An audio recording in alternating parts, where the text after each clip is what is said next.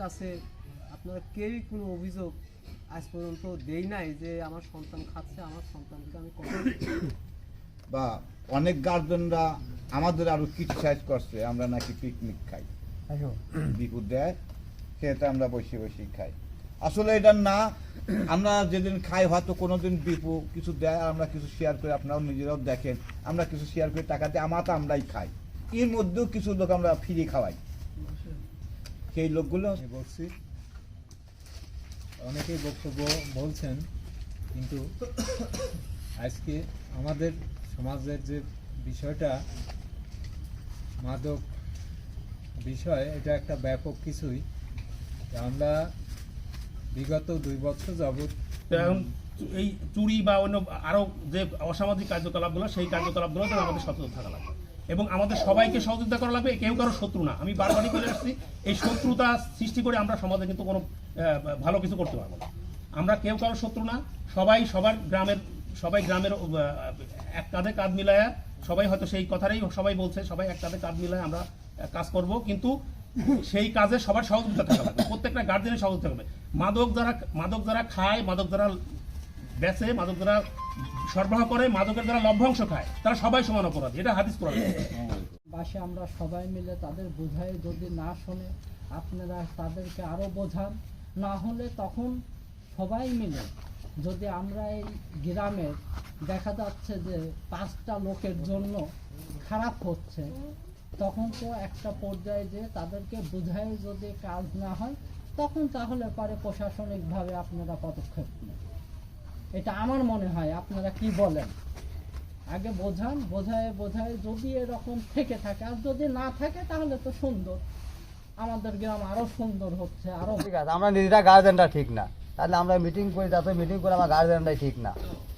আমার সওয়াল খাচ্ছে, আমি কিছু বলতেছি না, টুক করে চলে আসতেছি। আমার ভাই খাচ্ছে, আমি দেখে বলতেছি না। আমি খাচ্ছি, সালাম দেখে কিছু বলতেছে না, বুঝেছেন? এরকম দেখা দেখি লোক আমাকে সালাম দেখে, আমার বন্ধু মানুষ, আমি বলবো না। তো আমি সালাম, আমি বন্ধু বলি সাথ দেবো না, আমি সওয়াল বলি বাপ বলি সাথ দেওয়া যাবে না। সবাই কাজ মিলিয়া, যেই কেউ না বল, তুমি না বলতে পারো, তুমি আরেকজনকে বলো, সেটা এই যা বলুক, 3 জন সাক্ষী হোক, তাহলে জিনিসটা কার্যকলাপটা ঠিক হবে। আমরা যাই করতেছি কোনো কাজের সাথে তামান খাবো আর মিটিং করবো, কোনো কার্যকলাপ ঠিক হবে না। হিসাবে বলতেছি এইভাবে আগায় যান, আমরা আপনাদের সাথে আছি।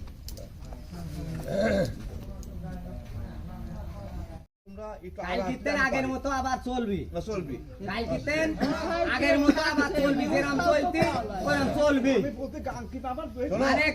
চোর টাকা আছে, যত মস্তানি হোক, যদি কাজ একবার চোর আর করে বল সব শেষ। যাই হোক, যে দেহি কবি না সেটারও খাওয়ার মতো অধিকার তার। আসলে ঢিল পড়ে গেছে, আমি সেটাই করবা।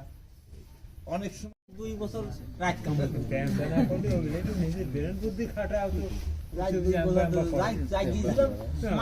তো মনে করছি যে আজকে যাবই, যেভাবেই হোক কাজ আছে, তারপরেও আসলাম যে আসলে এখানে আমার উপস্থিত হওয়া উচিত।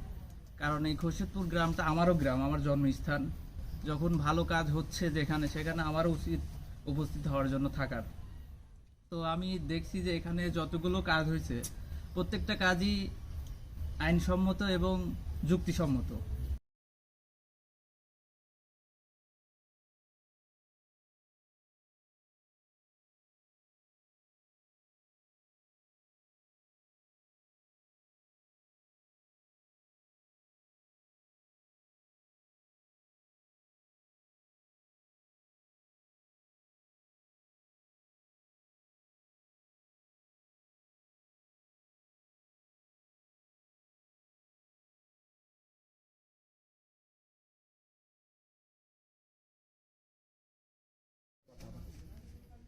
গ্রামটা সর্বশেষ থাকে, ভালো থাকে, সেটাই আমাদের মঙ্গল।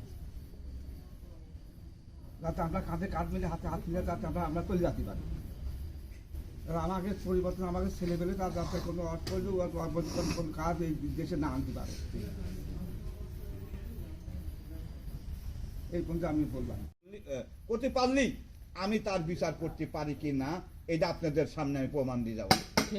আসছে কিন্তু অনুমান করো কি 20 বছর আগে একজন, 10 বছর আগে বা 5 বছর আমার কমিটি করার আগে একজন আসছে, খাতে পারে, সে সরাসরি খাতে পারে, আমার সামনেও খাচ্ছে। তখন তো আমরা এইসব আন্দোলন ছিলাম না। এখন আন্দোলনের পর দেখতে হবে যে আমার কমিটির কোন লোক খাচ্ছে, ওই অনুমান কথা আর এই বলার জন্য আমি সে কথা বলছি। আমরা কেউ গাদি না, ফেরেস্তা না। আমরা 20 বছর আগে চুরি করতে পারি, তাই এখন যে আমি নামাজ কালাম পড়ি